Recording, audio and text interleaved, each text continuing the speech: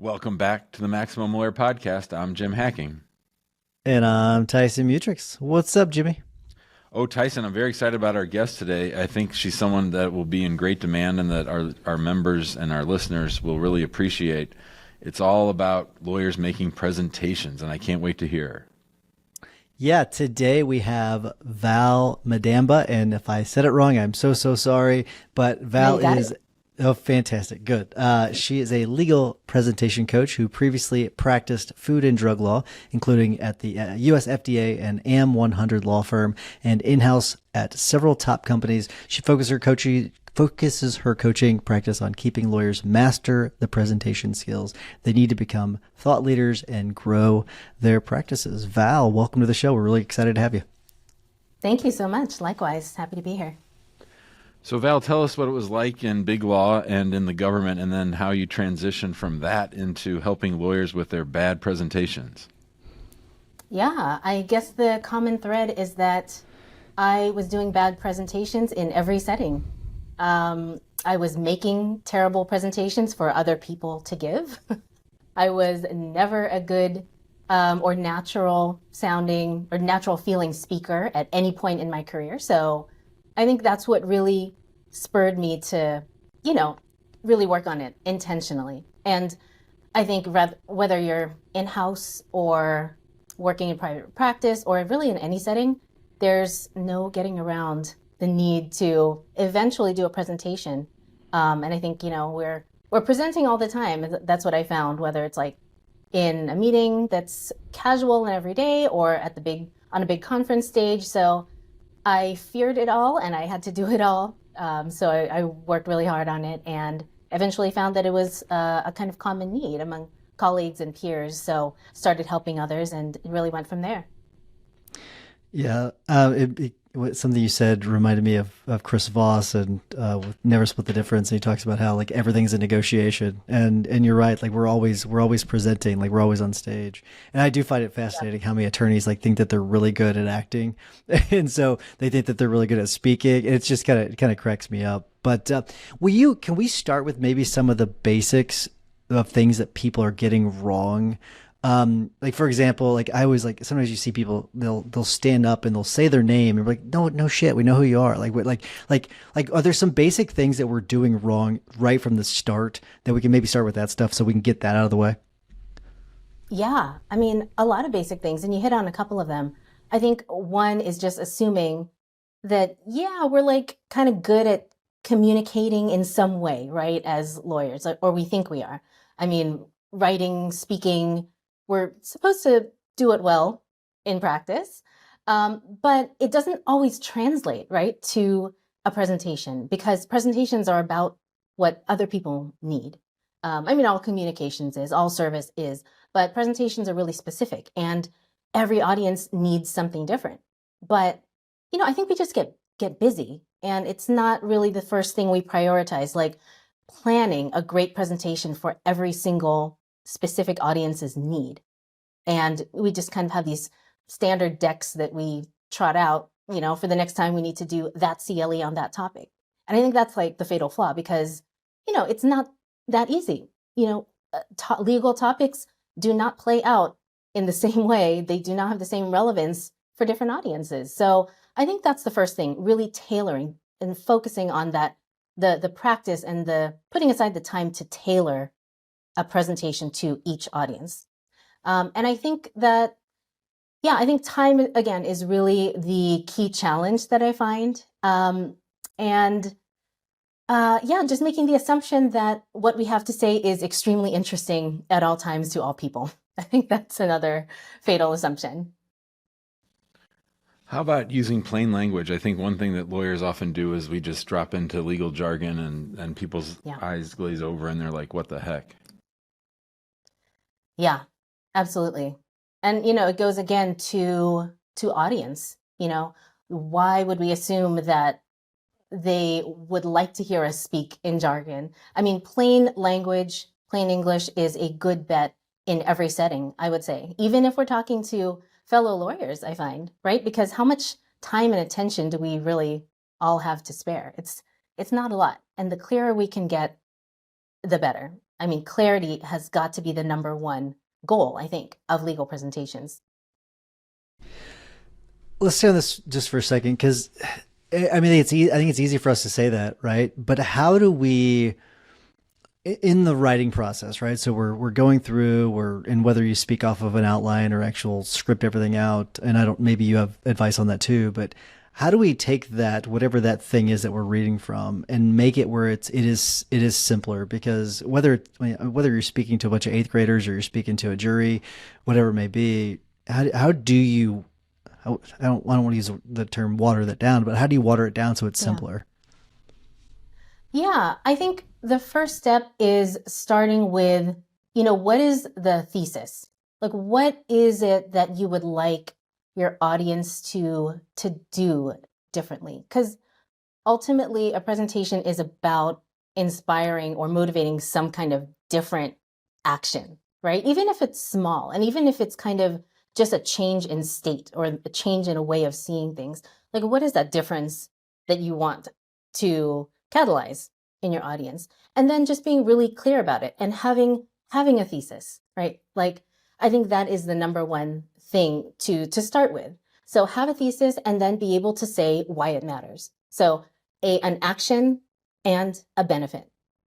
And if we do that for each audience and we put that in just plain language and have that be the filter for everything that we say in a presentation, we should be clear, right? Like, it's all about an advantage or a change to the audience, if that makes sense.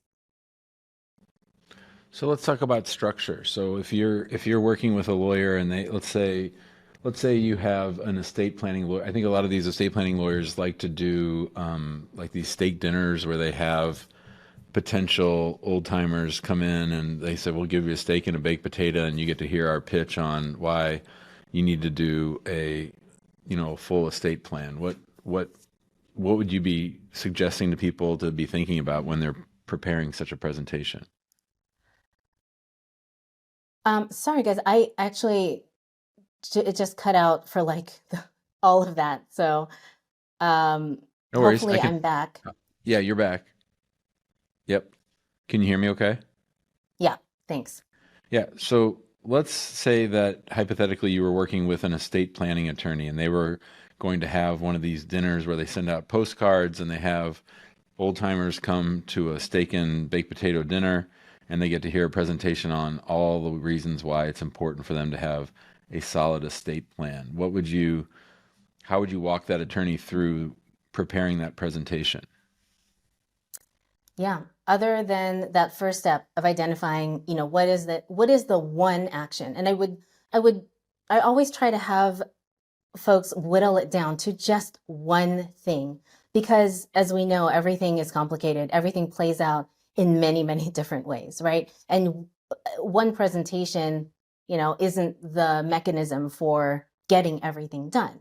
It's kind of for creating awareness or making folks aware of pathways and alternatives, right? So decide what is that one thing you want to focus on.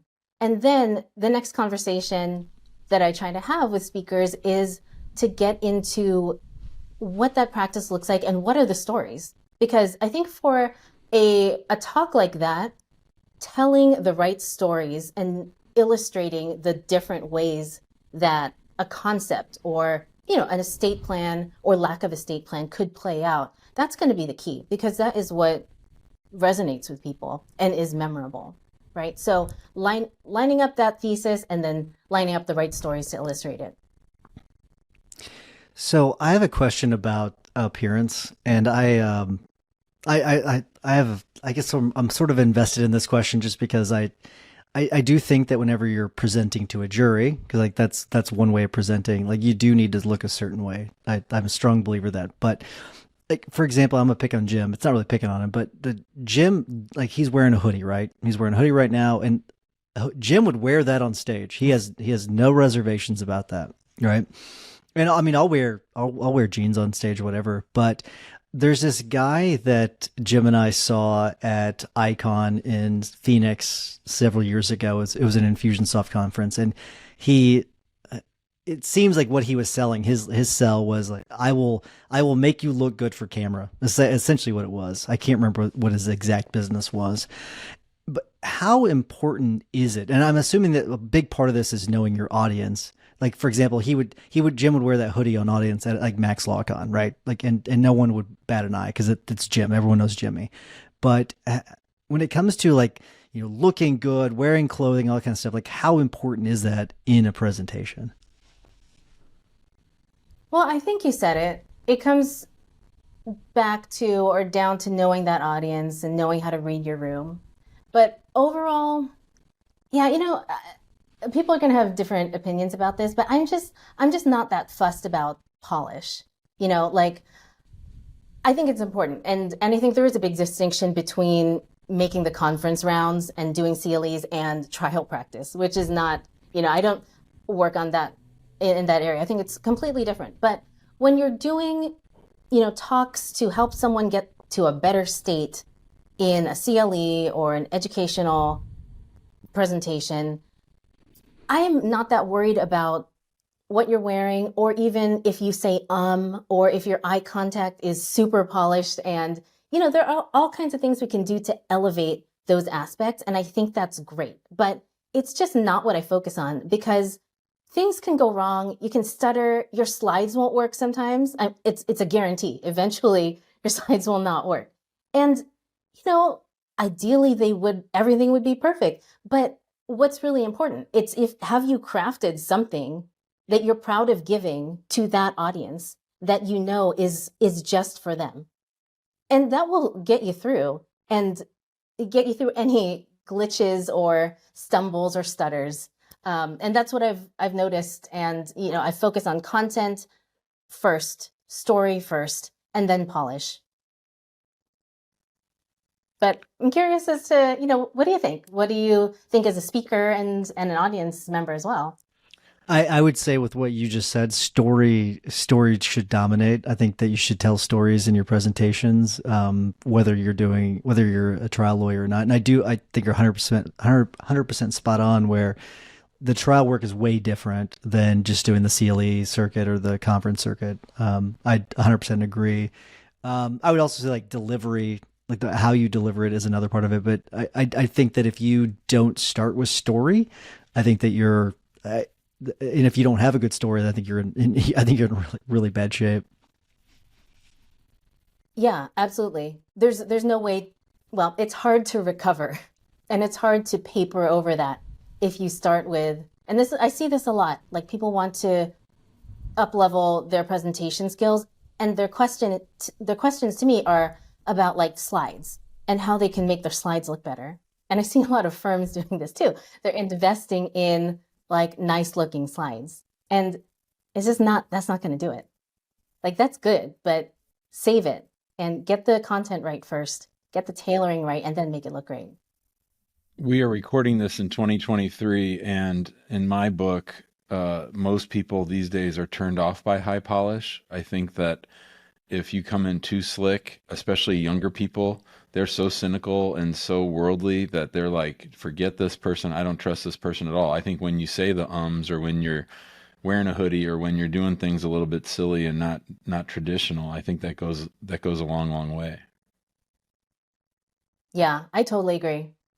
I'm seeing a lot of that in just the legal community, legal tech community in general. You're listening to the Maximum Lawyer Podcast. Our guest today is Val Madamba. She's an expert in helping lawyers do non-trial presentations, and we're really glad to have you, Val. Tyson, you had a question for Val? No, I did not. So we'll just cut this part out. Go with your next one. Okay. Val, one of the things that I've been working on, and I do a lot of presentations on YouTube, so I do a lot of my talking on YouTube, and one of the things that I've gotten a lot better at is being able to talk and think about the next thing I'm going to say at the same time. I was watching the news this morning, or a roundtable on the news, and I was watching the people. It's a hard thing to do, to be able to know where you're headed but still be talking at the same time. I can knock out a YouTube video where I talk for 5 or 6 minutes straight without necessarily having any notes. Do you have any tips on how lawyers can develop that skill, or how I could get better at doing that? Because it's tough.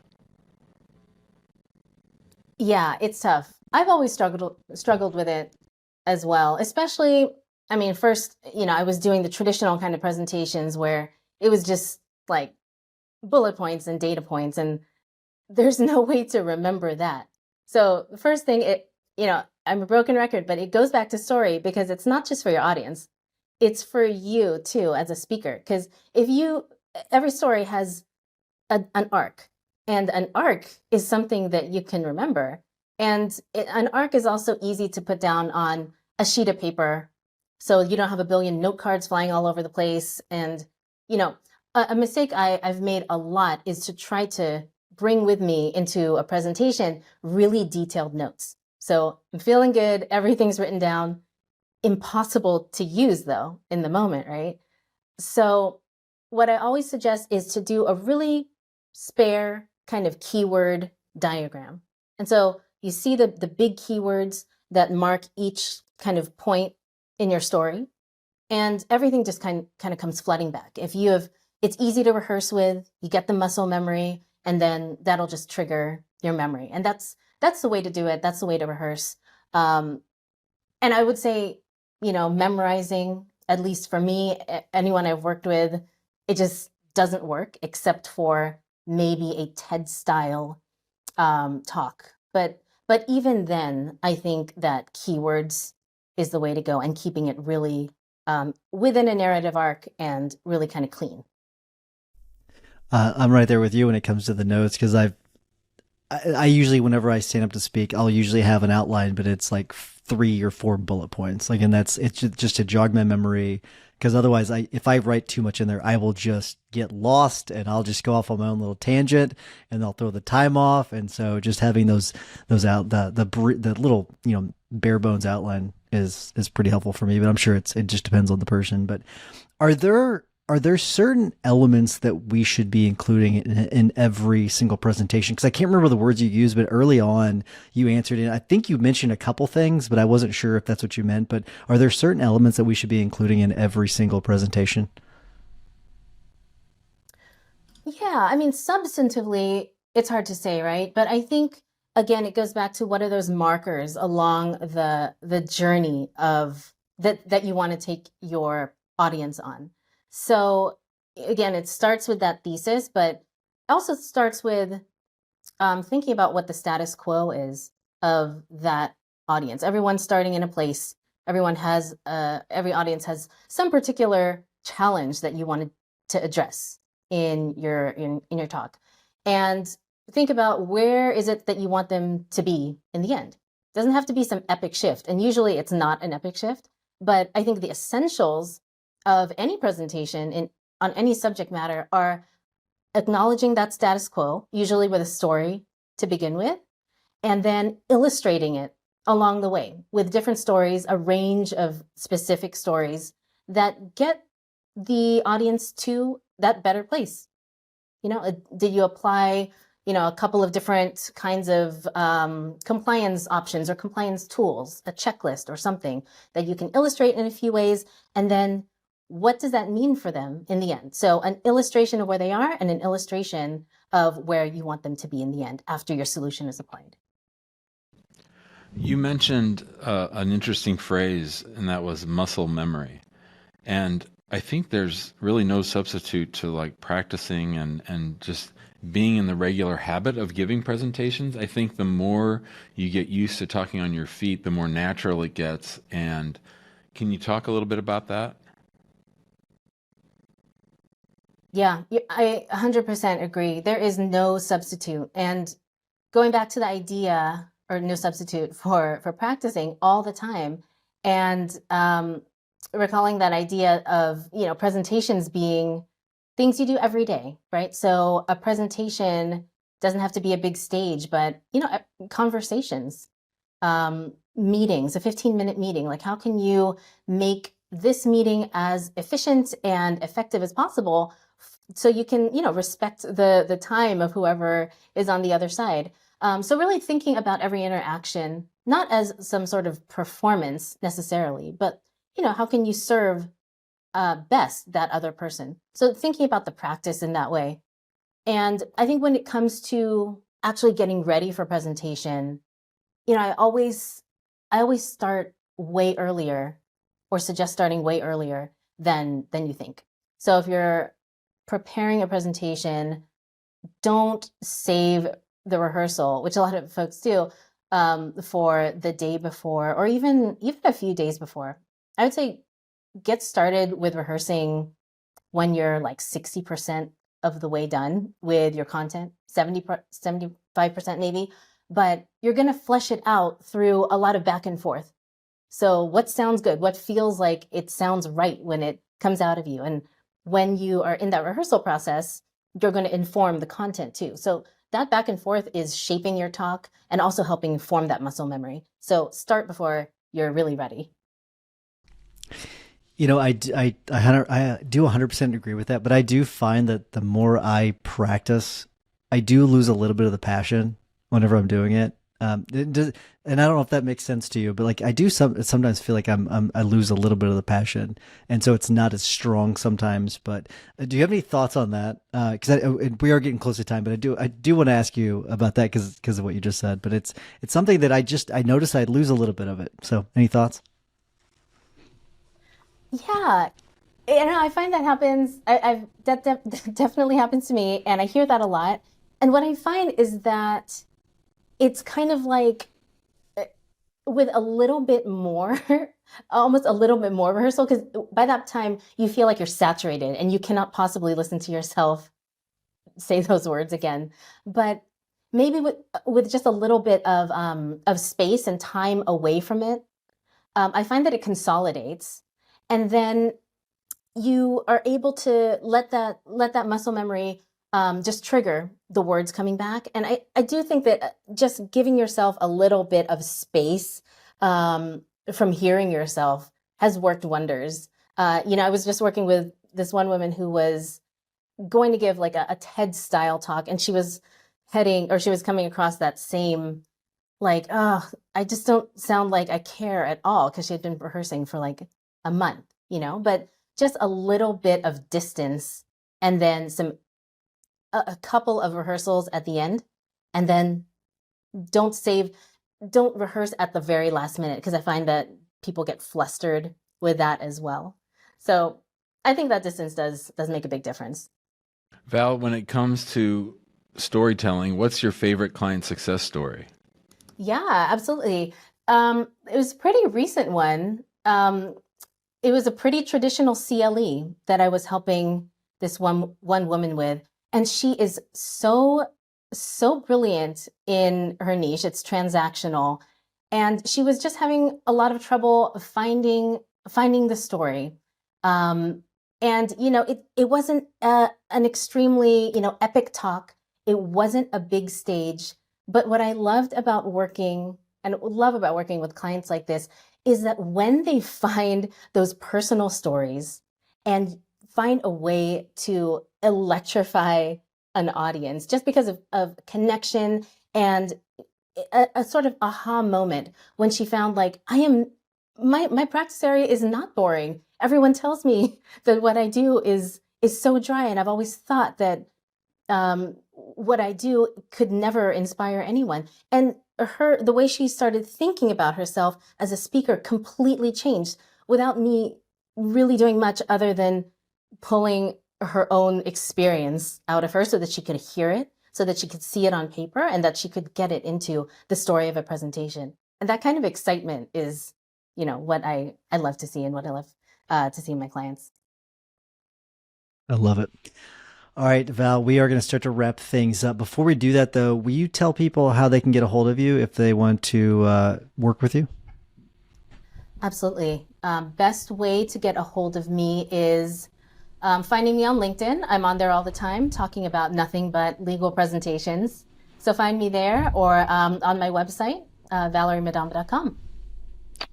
Very good. All right. We are going to start to wrap things up. Before we get to our tips and hacks of the week, join us in the big Facebook group. Go to Facebook and search Maximum Lawyer. If you want a higher level conversation, go to maxlawguild.com. And if you don't mind helping us spread the love to other attorneys out there that need it, please give us a 5-star review. We would greatly appreciate it. Jimmy, what is your hack of the week? We talked about this recently, you and I, Tyson, about having our team meet together in a physical space. And with everybody working virtually these days, I just want to highlight how great it is to meet actual team members in real life, IRL. We have our marketing director from Venezuela is here with us this week, and next week one of our the members of our after unit is coming to St. Louis. So there's just no substitute. And then in November we'll have all the lawyers and all the people from around the United States here in St. Louis meeting with us. So there's just something different, and there's some super connection. I'm sure you remember, Tyson, when we first started having the conference and we got to meet these people that we knew online forever. To get to meet them face to face, there's just no substitute for it. I agree. It was a really cool feeling then, and now that we've come out of our homes and we're out and about, it's always nice to be around people. Val, we always ask our guests to give a tip or a hack of the week. What you got for us? Well, I'm going to stay on theme and actually repeat something that we talked about. But my ultimate tip for everyone's next presentation is going back to figuring out what is that one action that you want your audience to take that is different.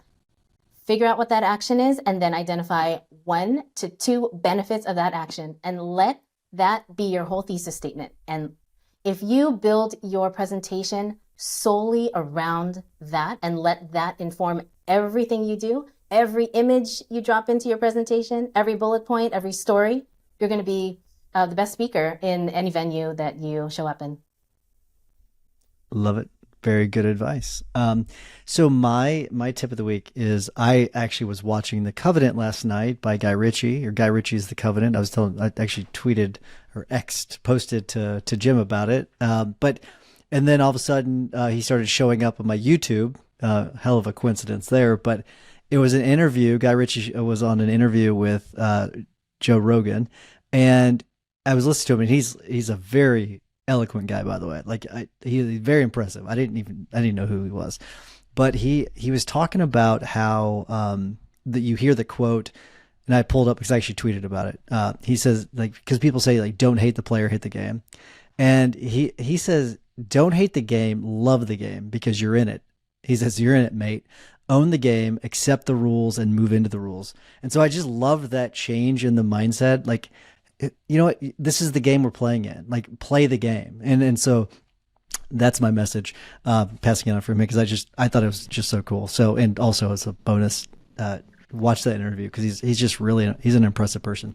That's all I know about him, just that interview in that movie, but that's, he has a pretty wide breadth of movies that he's created. But anyways, Val, thank you so much for coming on. Really appreciate it. I think this will be really helpful for a lot of our listeners. Appreciate it. Thanks so much for having me.